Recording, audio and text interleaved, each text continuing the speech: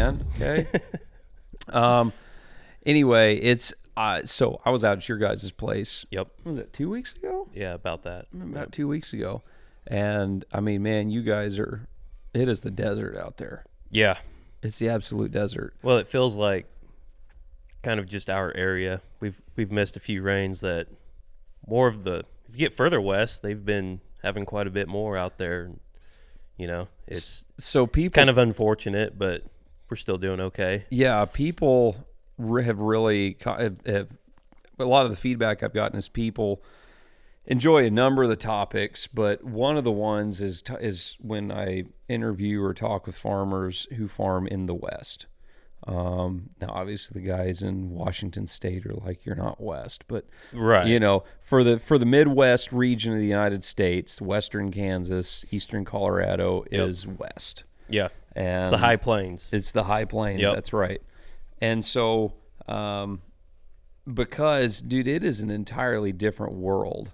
Yeah, I didn't realize it. Yes, I live in the same state, but you go from the eastern side of the state to the western side, and agriculture changes so drastically. it does. And so you're raising corn with no nitrogen, and you guys have had pivots go dry.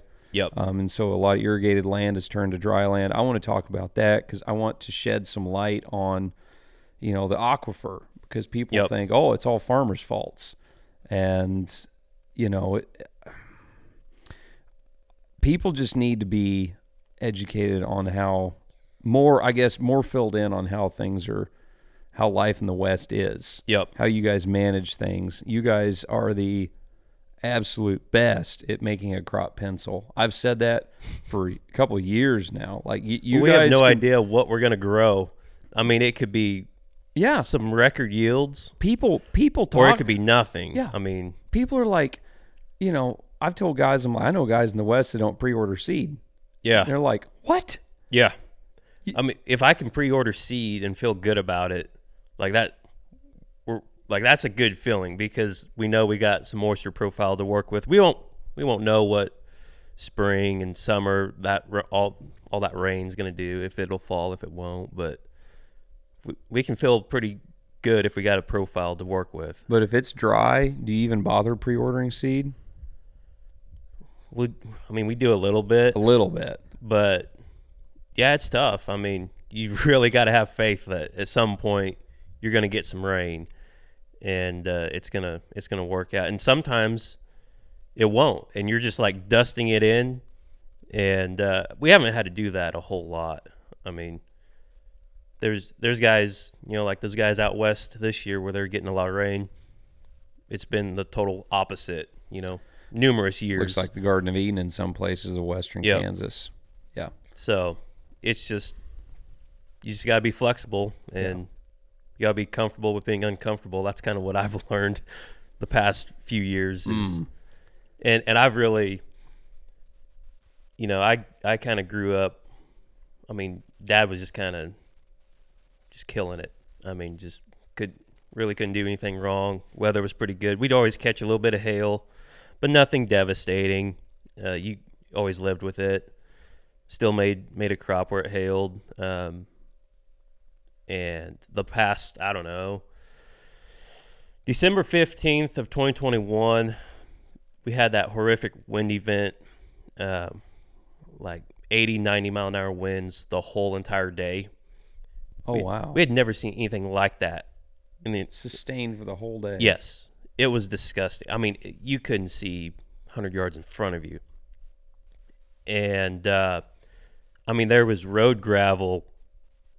The roads were just completely blown clean. All the gravel was in the fields. It was like... It was blowing rocks. Yes. It literally was the most devastating day. Like, pieces of our souls died that day. Like, it was just that bad.